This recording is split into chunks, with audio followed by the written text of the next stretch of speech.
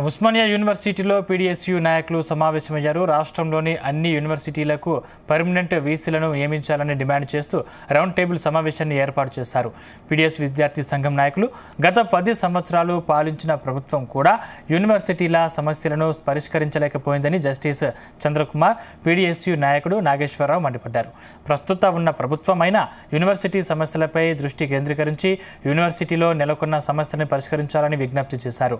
పెంచిన ఫీజులను తగ్గించి విద్యార్థులపై భారం పడకుండా చూడాలని కోరారు. స్కాలర్షిప్లను, ఫీజు రియంబర్స్మెంట్లను వెంటనే విడుదల చేయాలని పీడీఎస్యూ విద్యార్థి నాయకులు డిమాండ్ చేశారు.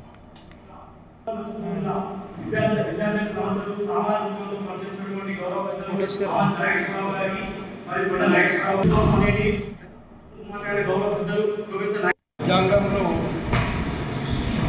విద్య ప్రాథమిక హక్కుగా మనం గుర్తించడం జరిగింది. ఆర్టికల్ 21A మనం రాజ్యాంగంలో తీసుకొని వచ్చి అందరికీ ఉచిత విద్యను అందించాలని నిర్ణయం జరిగింది. తర్వాత ప్రైవేట్ ఇన్స్టిట్యూషన్స్లో కూడా 25% పేదవాళ్లకు రిజర్వేషన్స్ ఇవ్వాలనే విషయం కూడా